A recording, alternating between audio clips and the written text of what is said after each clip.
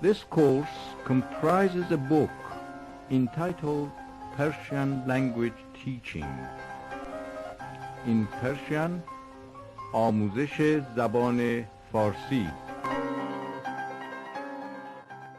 کلید تمرین 83.